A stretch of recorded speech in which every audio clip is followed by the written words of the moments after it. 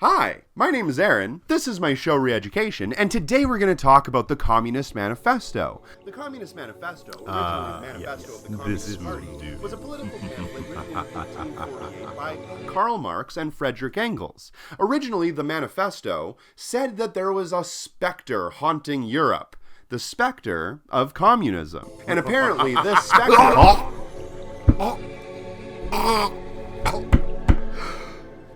What the hell was that?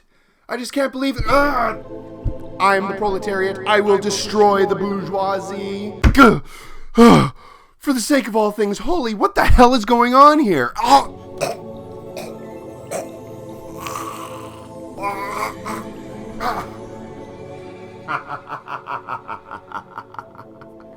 Finally, I have a body. It would appear that... this meat sack will at least do for now. Possessing humans has always been a bit of a sore spot for me. But at least I get to use this flabby sack of skin to help me actually conquer the world. Now I, the Spectre of Communism, will be able to enact my final plan.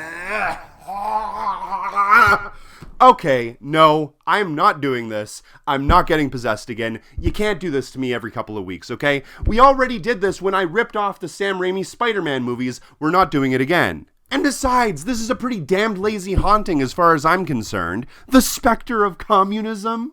Come on. You've read way too many books there, Chief. And besides, I can't even take any of this seriously. You sound more like a discount Disney villain. Like you're gonna start using puns and calling us boils and ghouls, as though that's gonna terrify any of the audience. Get a grip. Take your broke-ass Crypt Creeper act and get the hell out. No! I refuse to leave, you petulant child! You have no idea the plans that I have for us. Now stop fighting! Your fetid corpse will aid me in my... What the hell is that? Are you a juggalo? Magnets, am I right? You actually listen to the insane clown posse? Those nerds that dress like clowns and try to rap?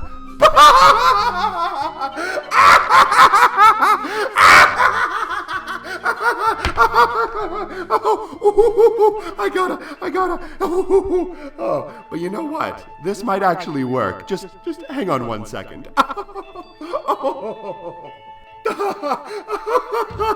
Oh, that's rich. Oh, my sides hurt.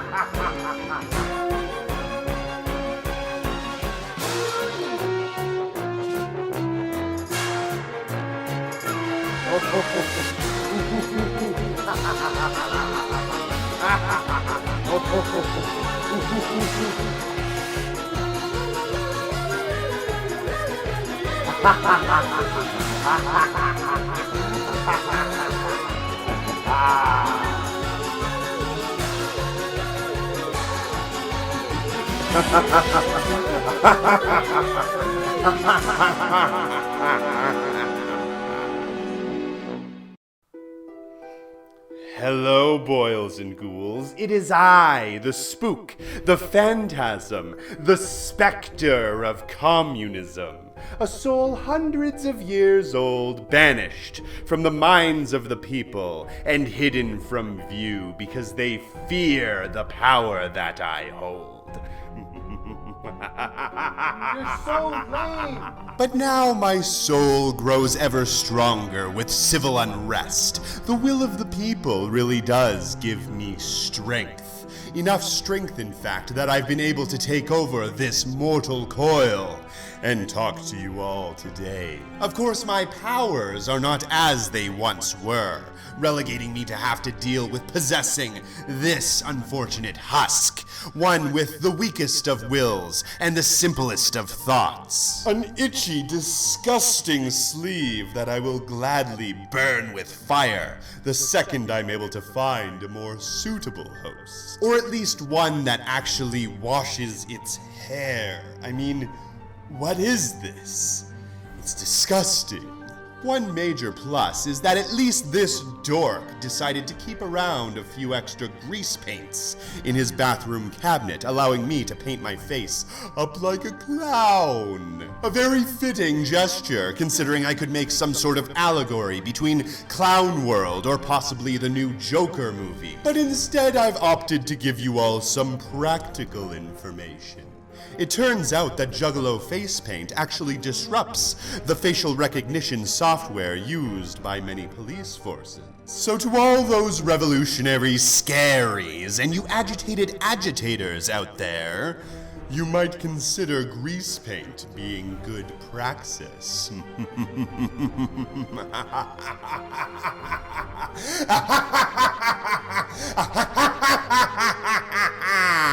Just make sure that you do bring along some lotion, because that shit does not come off with water. But with all that out of the way, you're probably wondering why I'm here. Oh, what's that? This sword? Why, this sword has a very long history, a very interesting one at that. You know, it actually takes the soul of every man struck down by it. And possibly the soul of every man who wields it as well. But that's not something that you want. You want something else, something more interesting, something more extreme. And I think I might have one of those right down here. Just a second. Ah, here we are. Something much more suited for a customer like you. I have a story for all you anarcho-kitties out there and cantankerous tankies. And it all has to do with what's inside this box. No, it's not a monkey's paw or an Aladdin's lamp. I've been waiting on backorder for weeks for those items. Instead, it's something a little bit more attuned to your personality. Something that I think you might find a little bit more fitting. No, in fact, it involves something far more commonplace. Average, you might even say. A common shoe. And this particular shoe was once in the possession of a man named Joe. Of course, Joe didn't actually own the shoe, he only possessed it. Though I am getting a bit too ahead of myself, because tonight we're going to talk about the tale of the shoemaker who ran out of time.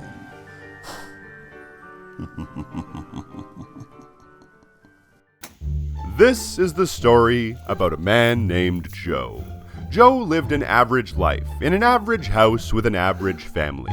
He had an average dog and average neighbors who, when asked what they thought about Joe, they said, he's alright. With Joe's average education, he was able to get an average job working at the shoe factory, where, for an average guy, Joe worked pretty hard. But that was Joe for you. He would always be 15 minutes early, and stayed 15 minutes late, and never refused a challenge, even if he had to work weekends to do it, without any extra pay. Often he worked 10, 12, even 14 hours a day, sometimes 6 days a week, and would even be on call. Why, even in his spare time, he would answer emails, because in life, if you work hard, you will always be rewarded, Joe thought. But after 15 years, Joe noticed something less than average going on in his life. He started to get headaches. And not just average headaches either, really excruciatingly bad ones. But Joe couldn't figure out why. But even though Joe's an average man, he's still a man, so he didn't feel it necessary to alarm anyone about his situation. He would just go on with his average day, doing things that he had always done. You know, the average thing. Let's walk through a day in Joe's life. Joe would wake up at 5:30 a.m. so he could get prepared to bring the kids to school.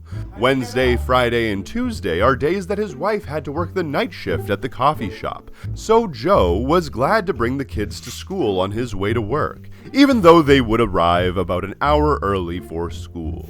Unfortunately, this does mean that Joe's daycare down the street would get an extra 3 hours per week from Joe. But honestly, who could put a price on good education? In and about this time is when Joe's headache really starts to creep in, starting with a slight tingle at the back of his neck and slowly moving forward to the top of his skull. Not a big deal right now, just a bit of an itch, so Joe keeps on with his normal day. Along Joe's very average journey, he finds himself listening to a very average broadcast, talking about the importance of banning plastic straws, because the average person is icky and disgusting, and they need to stop their horrible ways if we're ever going to combat global climate change. When suddenly the broadcast was interrupted by a reporter saying that there was yet another terrorist attack in the Middle East, causing gasoline prices to soar above $5 per gallon. But of course, news like this is distressing for even the most average among us. But Joe just sighed, and with a bit of a chuckle under his breath, he said, "Well, that's the world for you," just as he realized that the dial on his dashboard was reading empty. Well, as the man says, it is what it is. So Joe, knowing that there was a gas station just around the corner, slowly pulled in so he could get a fuel up. As Joe slowly exited the car and made his way over to the fuel pump, he couldn't help but think to himself that this was the third time this had happened this year. Oil prices spiking on account of some terrorist attack happening in the Middle East. But don't worry, I'm sure that a few extra cents for Joe won't break the bank. The headache at this point started to move forward in Joe's skull, nesting itself in the corner of his left orbital socket, putting pressure on the back of his eyeball, making it hard to see whenever he was doing things. But as this was normal for Joe, he shook it off as the pump rang $100. A bit more than Joe was expecting to pay that morning, but he was able to put it on the credit card and that wasn't due for another 2 weeks. After fueling up and grabbing a few snacks from the gas station, Joe had no time for breakfast that morning, he was back on his way to work, but not without forgetting the most important tools on the job: a cup of coffee and some cigarettes. Of course, the snacks that he bought were virtually devoid of any nutritional value, but they were cheap and inexpensive, and it takes a lot less time to eat a Snickers bar than some fancy English breakfast, Joe thought to himself as a satisfied grin slowly creeped across his face, all the while the slogan from the Snickers commercial running through his mind. "You're not you when you're hungry," he mused to himself. And considering Joe rarely had a moment to himself, he was hungry all of the time, so Snickers were taking up a large portion of his meals. The drive to drop off the children at school is a long one, and today it was made even longer by the excruciating pain coming from Joe's skull. Joe was certain that he brought the kids in on time, though any memory of their smiling faces as they entered the school building was overshadowed by the constant thumping and throbbing behind his eye. Moments of clarity eventually seeped through, and Joe strained himself to try to remember the last time he was able to sit down and actually have a meal with his family. It felt that either all of his time was spent driving or working at the factory. But following the example of his old man, Joe knew that this was the way of things. Your father has to work hard so he can provide for the children. That's what it means to be a man. When they get older, they'll respect the sacrifices that Joe made for them. And they're still young. There's plenty of time to make amends. Finally, Joe pulled up to his workplace a full 23 minutes early, which was perfect for Joe because it gave Joe about 8 minutes to sit in the parking lot and relax, have a few sips of coffee, smoke a cigarette, and then he would go in to punch his clock. And Joe would take full advantage of this time because often he would have to work through his coffee breaks. I mean, sure, he was legally obligated to take a certain number of breaks per day, but because of the culture in that factory and Joe's general get-her-done attitude, he would often work through his lunch or any breaks just to make sure that the job got done right and on time. It's one of the things that Joe prides himself on. If you have a strong work ethic and a good attitude, you'll be able to make it in life. If you just pick yourself up by your bootstraps and push that nose to the grindstone, then you'll be sure to achieve that American dream. All the while, that headache was still persisting, growing greater and stronger with every puff of that cigarette.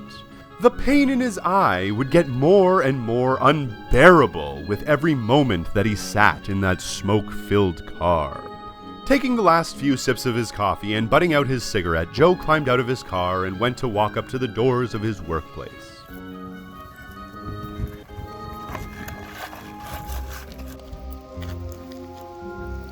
But when he got close, he realized something different. Something was wrong. There was a sign on the door. The shoe factory that Joe worked for the last 15 years was closed. He was given no warning, no indication of what was going on, so all Joe could do was walk back to his car. As he shook his head in confusion and astonishment, bewildered at the situation that his life was in, he couldn't help but think to himself that none of this made any sense. He worked hard, extra hard. He went in early, clocked out late, and spent every moment of his day breaking his back for that company. And they didn't even have the courtesy to call him and let him know that the business was closed.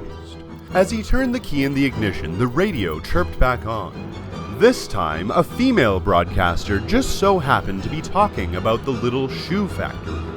It turns out that the multinational conglomerate that owned the shoe factory decided it would be cheaper for them to reopen those companies in Mexico and China, and completely eliminate their local facilities because they had to pay their employees too much.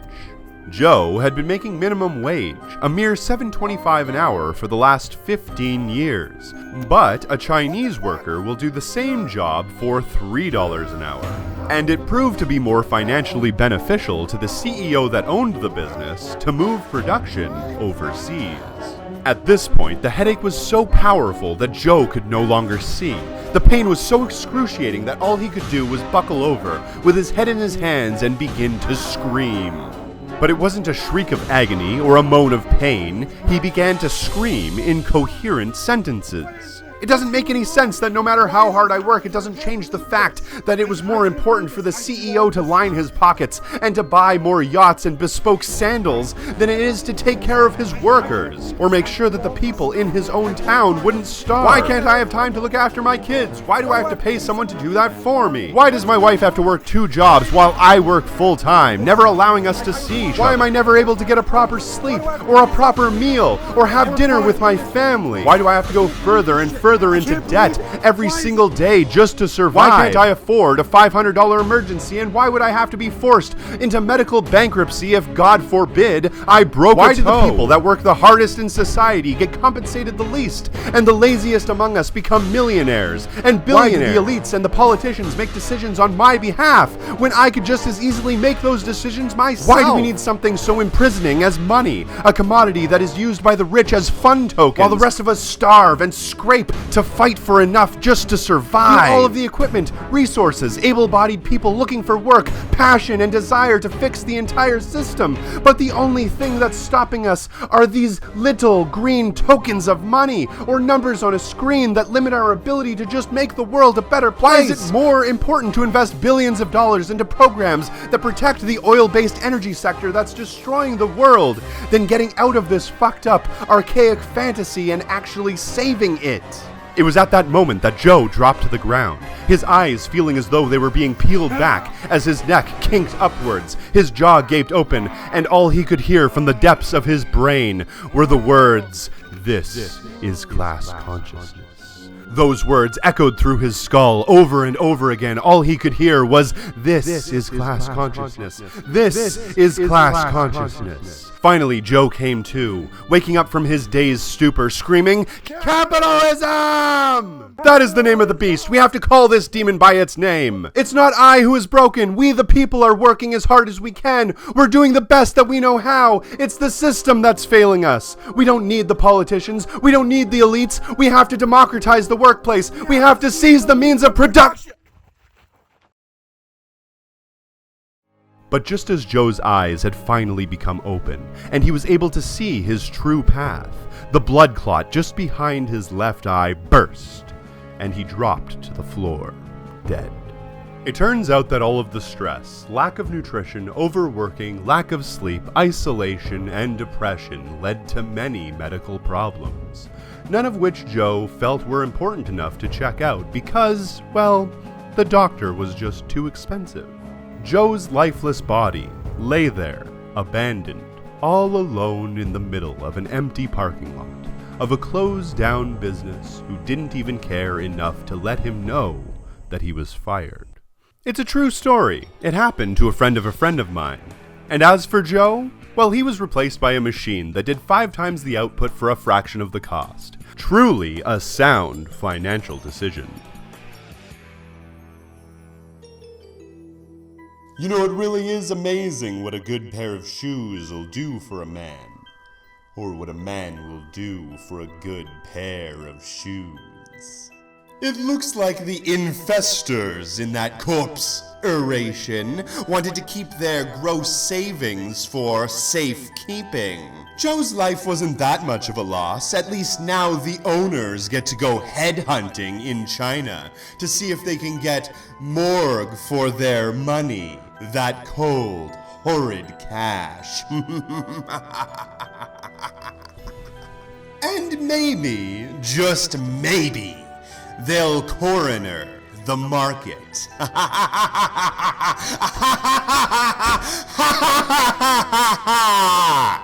Are these puns doing it for you? Because if the puns aren't doing it, the Juggalo face paint has to be doing it, right? Now I must really be on my way. The Thomas Nast skeleton and I are going to have a seance to resurrect Karl Marx's ghost. It's all so we can have this dance-off with Vladimir Lenin's perfectly preserved mummy, along with Bakunin, who, for the sake of this conversation, is part werewolf. And we're going to all get down and boogie.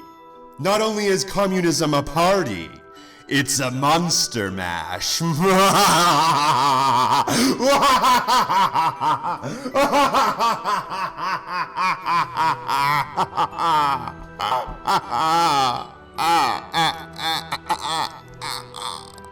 And that's my show. My name is the Spectre of Communism. If you do get a chance, please check out my Patreon. Every dollar does help fund this show. And thanks for watching.